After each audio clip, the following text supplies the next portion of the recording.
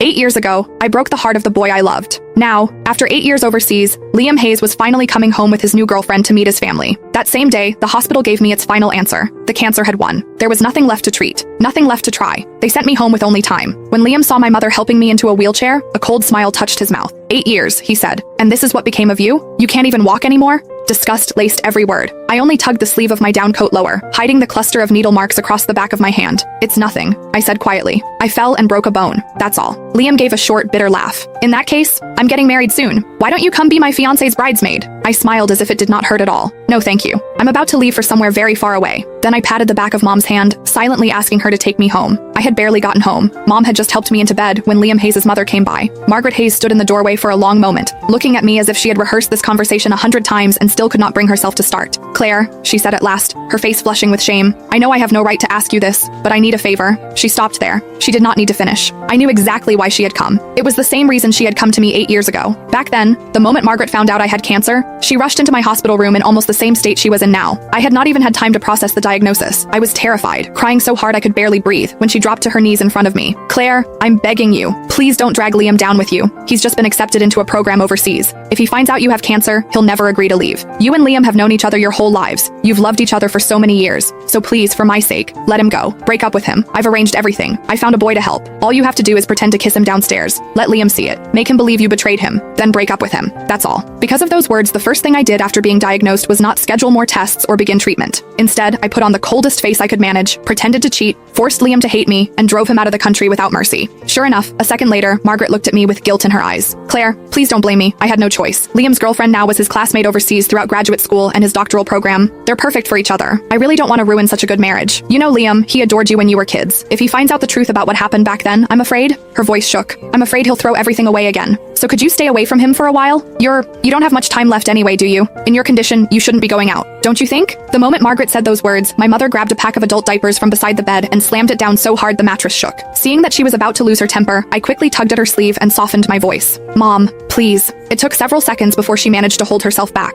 Only then did I look back at Margaret. I can promise I won't tell Liam what happened 8 years ago, I said calmly. But I can't promise I won't see him. No, I could not promise that. Because during all 8 years of surgeries, chemo, and hospital ceilings, there had never been a day when I stopped missing Liam. When chemotherapy became too much to bear, I would clutch the old photo of Liam and me until my fingers cramped. Some nights, that picture was the only thing that kept me from giving up. I went through more surgeries than I could count. Some minor, some so dangerous Mom signed the consent forms with shaking hands. More than once I was rushed into the ICU and almost did not wake up again. Every time Mom stood beside my bed and shouted herself hoarse. Claire, have you forgotten? You said you were going to survive. You said you'd get better, go overseas and explain everything to Liam yourself. You promised me.